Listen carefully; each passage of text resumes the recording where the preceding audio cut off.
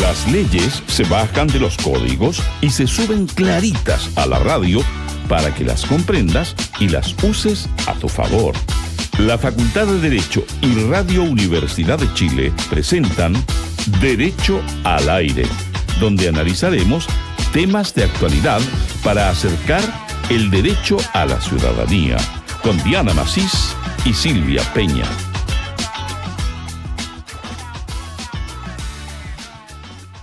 Bueno, está claro que todos queremos dinero. No sé si queremos dinero, pero necesitamos dinero, porque ¿qué hacer si no lo tenemos? ¿Cómo pagar la vivienda? ¿Cómo pagar la comida, la ropa, la mantención de nuestras familias? La relación de los seres humanos con el dinero es muy compleja, tiene muchísimas aristas, pero hay quienes están dispuestos a todo para conseguir más y más dinero. A todo es a delinquir, a corromper a las instituciones públicas, a tratar con personas, a matar. Hoy en Derecho al Aire, los crímenes económicos. En Derecho al Aire, el derecho a tener plata limpia. Soy Diana Macís, los saludo desde Londres y en Santiago Silvia Peña con nuestro invitado que es un expertísimo en este tema. ¿Cómo están? Hola Diana, ¿cómo estás? Aquí con mucho calor. Sí, ¿cómo va el verano? Va con ola de calor en muchos lugares de Europa y para hacer Londres está muy caluroso. Tengo aquí un efecto ventilador, no sé si se nota. No se nota. Para poder respirar. Sí, aquí está escondido, está camuflado.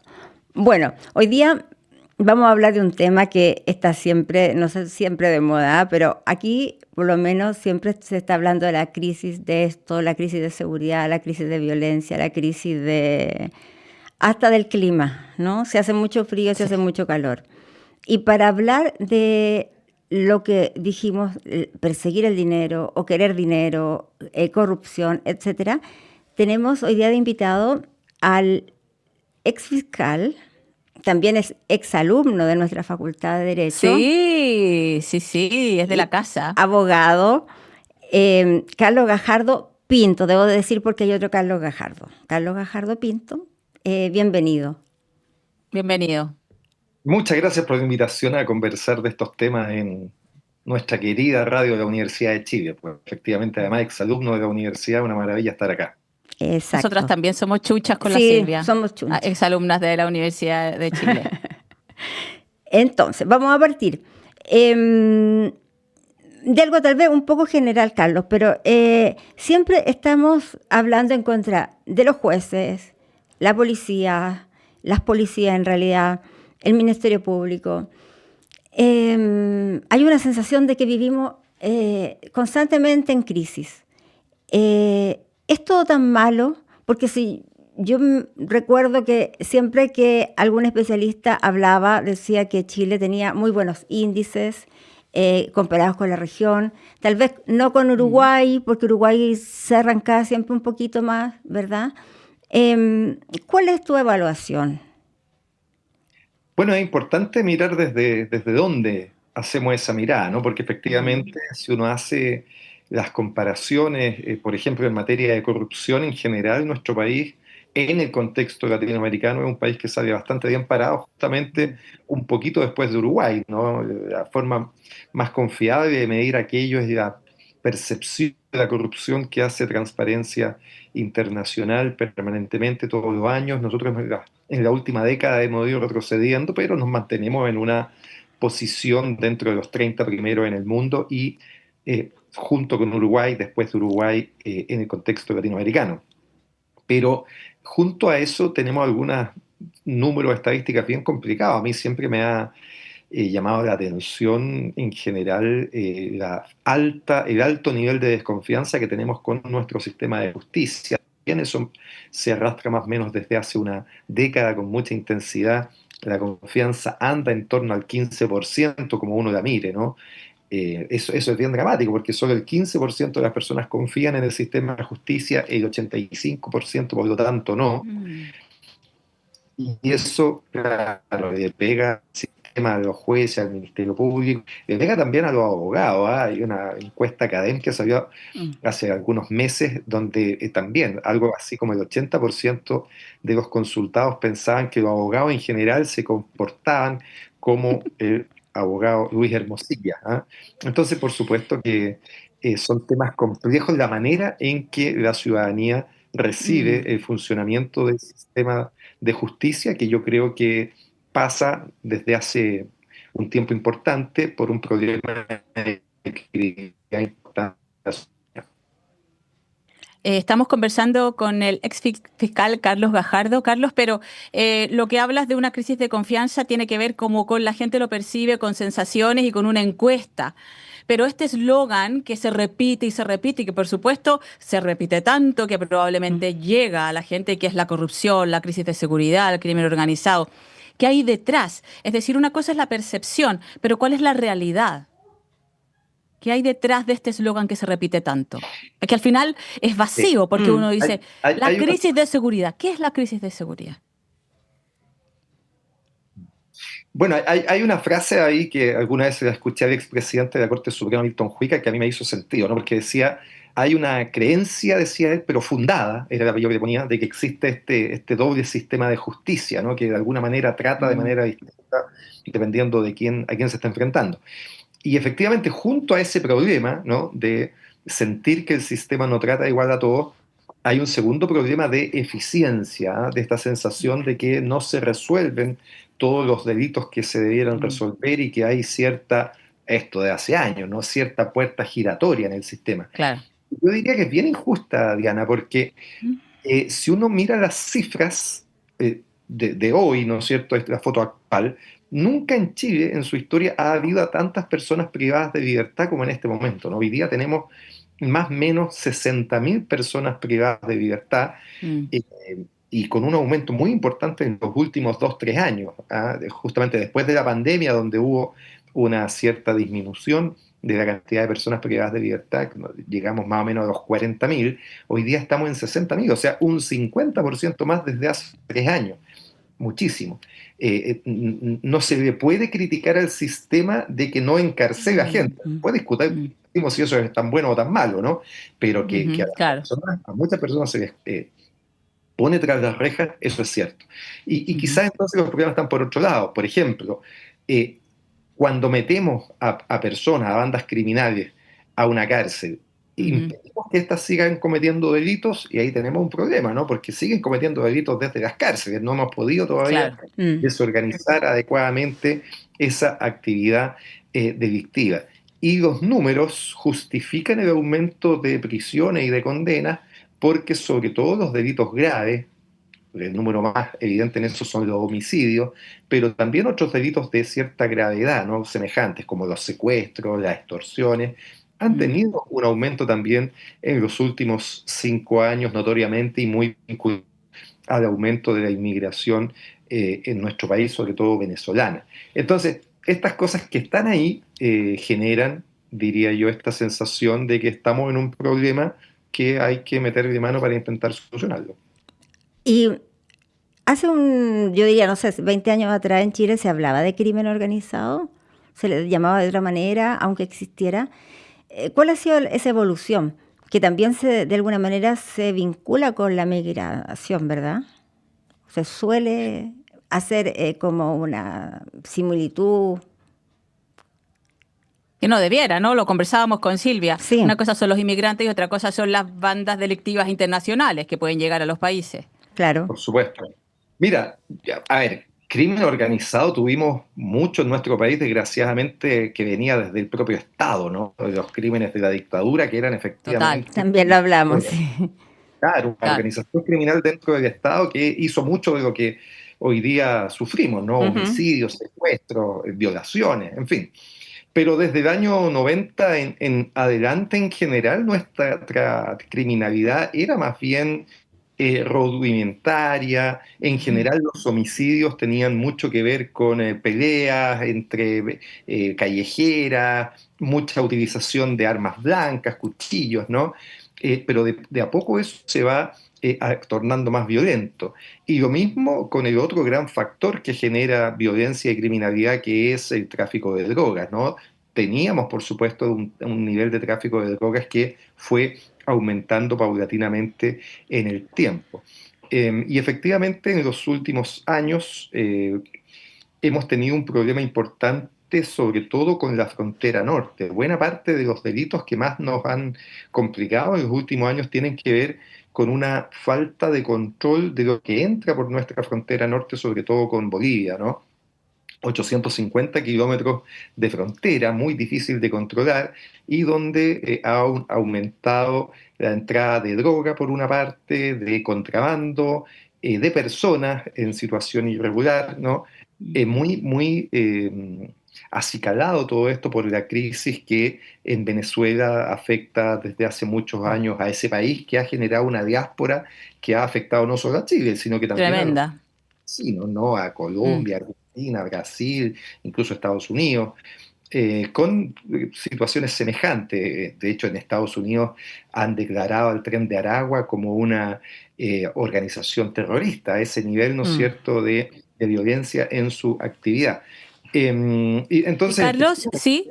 ha aumentado el nivel, Ujú. pero sobre todo la gravedad de los delitos en esto que hemos denominado, ¿no es cierto?, crimen organizado, asociación ilícita en nuestro país.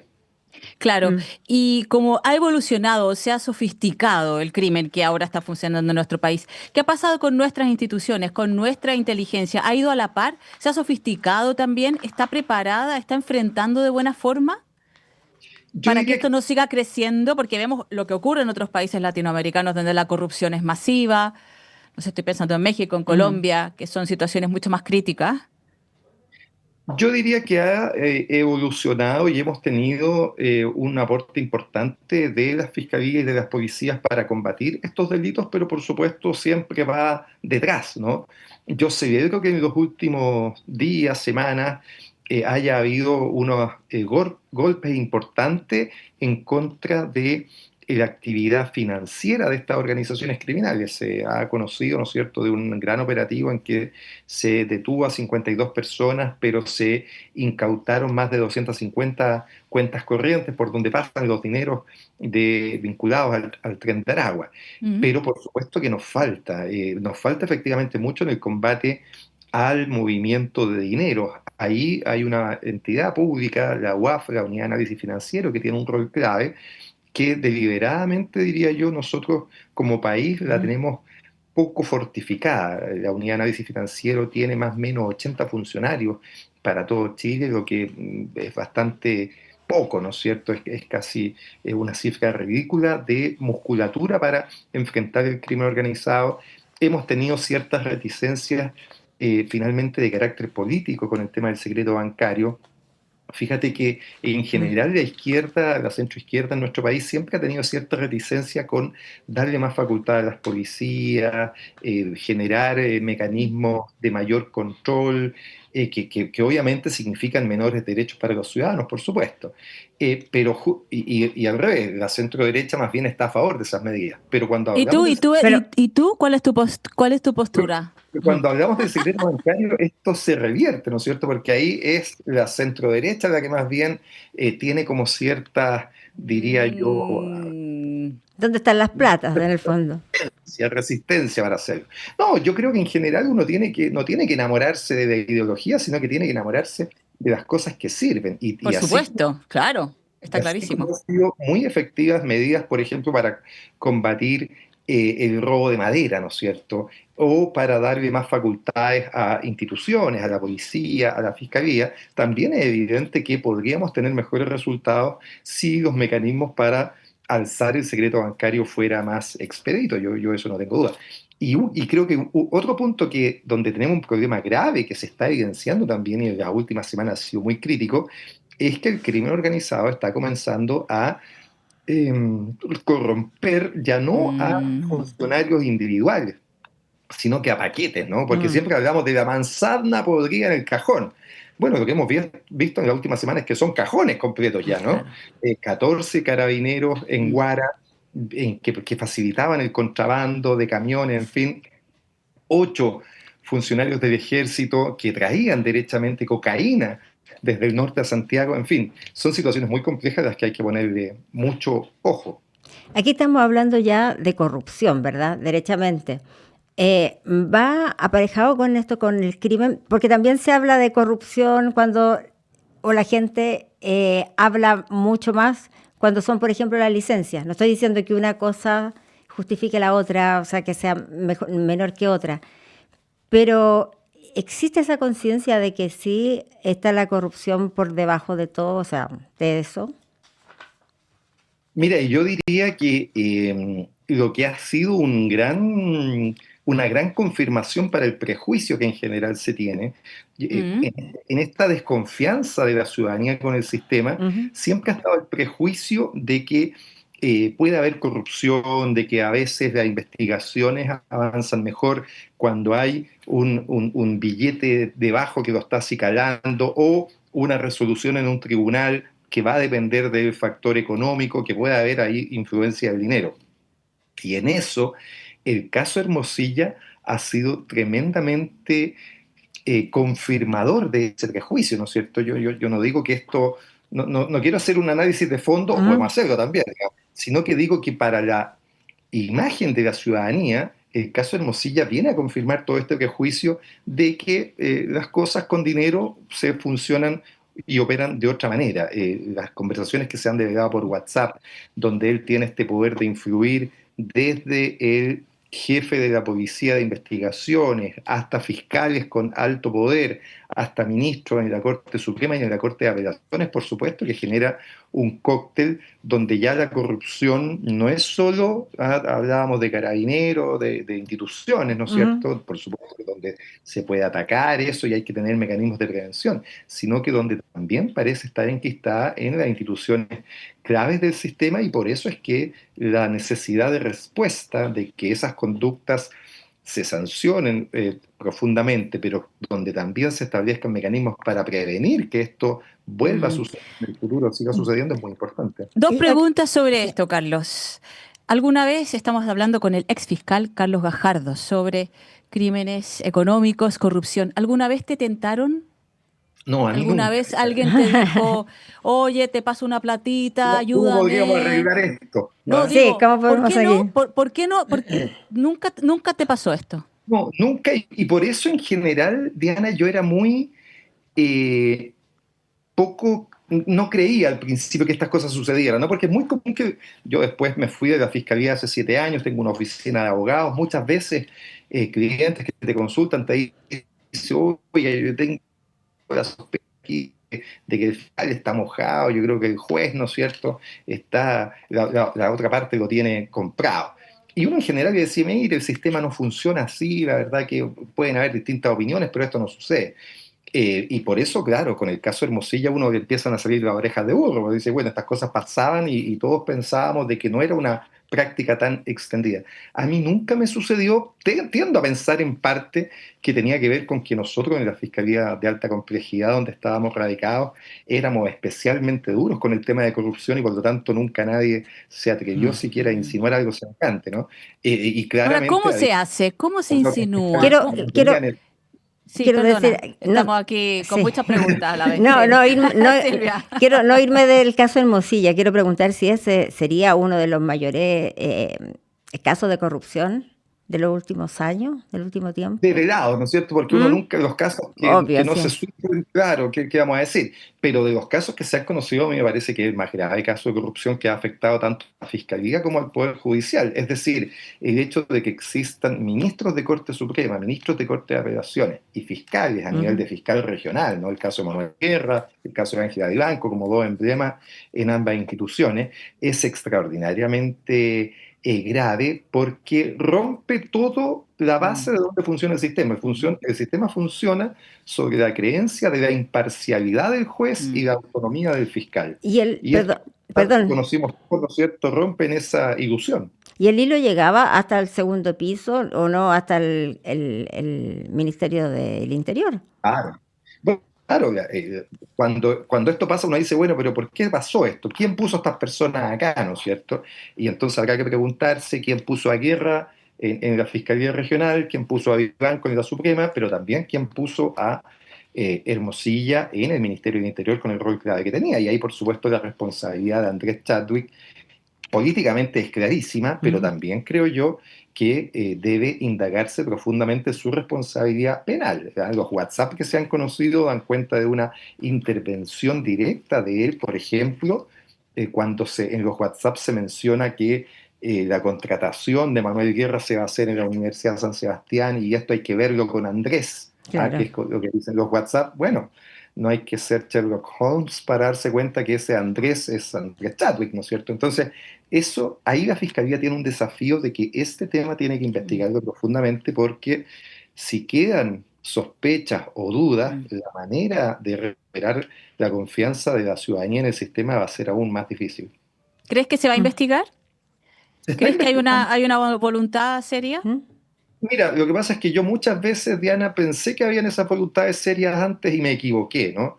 Me equivoqué en mi mismo trabajo. Yo cuando llevaba el caso Penta, yo pensé que con la fiscalía íbamos a llegar con eso hasta el final y no fue así, ¿no? Mm. Entonces no quiero cometer dos veces de ingenuidad. Yo ahí prefiero esperar, ver las decisiones que se van a tomar y creo que hay decisiones que se tienen que tomar, sobre todo respecto a ex fiscales y a ex jueces o ministros que han estado involucrados. Decisiones que hasta acá no se han tomado. Ha pasado un tiempo prudente, yo espero que se tomen, pero hay que esperar que eso suceda. Estás escuchando Derecho al Aire, un programa de la Facultad de Derecho de la Universidad de Chile, con Diana Masís y Silvia Peña. Seguimos conversando con el ex fiscal Carlos Gajardo. Estamos hablando de los casos de corrupción. Estábamos analizando el caso Hermosilla y él espera que haya una investigación a fondo. Sabes que para salir de este programa hay que entregar una fianza, algo que nos aporte sobre el tema, alguna canción, una película, algo interesante también para nuestros auditores. Entonces, ¿qué nos has traído hoy? Mira, justamente en estos días, casi por casualidad, llegué a una serie de Netflix que Ujú. se llama Las Mil Muertes de Nora Dálmaso. Las Mil Muertes Sí. de Nora Dálmaso. ¿Y por qué es interesante esta serie? Porque es un hecho llevado a un documental por argentinos, ¿no es cierto? Ujú. Mm. Donde ocurre un crimen, una muerte, un homicidio de alta sociedad en un country argentino, y la fiscalía y la policía dieron palos de ciego durante 20 años. Primero acusaron a un obrero que estaba ahí, después acusaron al hijo de Nora Dálmaso y después finalmente acusan al marido, como si esto hubiera sido un crimen, un parricidio. Y lo llevaron a juicio, terminó todo en un bochorno. 20 años después, impunidad total, terminó la serie. Y en las últimas semanas, post serie, ¿no? Se ha sabido que nuevos exámenes genéticos muestran de que habría otro objeto involucrado. El caso ya está prescrito, pero a pesar de eso, aparentemente se va a llevar a juicio oral solo para saber la verdad de lo que sucedió. Es una serie muy interesante en mostrar los efectos que tiene un mal trabajo cuando lo realiza la fiscalía o la policía o ambas, que conducen por una parte a la impunidad en un caso tan grave como un crimen de una mujer, pero también de imputar a personas que finalmente son inocentes y que no tienen nada que ver. Así que es bien interesante la serie, la recomiendo, son 3 o 4 capítulos, es cortita, pero muy interesante de ver. Hay que verla Yo ya me la entonces. anoté, sí. Sí, Ya me la anoté, ¿no, Silvia? sí. Pero ahí había un tema, errores de investigación o también hay otras movidas de lo que estamos Se hablando. Se junta un poco de todo, porque es un crimen de la alta sociedad, ¿no? Entonces, Mm. con alta influencia también política, siempre, la política cuando mete la cuchara, ¿no es cierto? Nunca el resultado es bueno. A mí me gusta una frase que dice que cuando la política entra por la puerta, la justicia arranca por la ventana. Eso suele suceder y por eso es tan importante respetar la autonomía de las instituciones.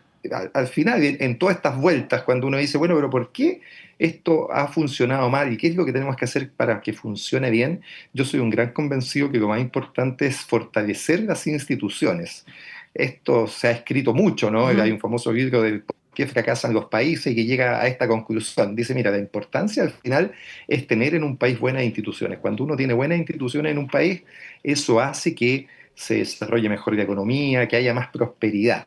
Y yo creo eso firmemente. Yo creo que en nuestro país, en este ámbito al menos, lo que necesitamos son buenas instituciones y eso tiene que ver con autonomía, con independencia, más que necesariamente con personas más o menos capaces.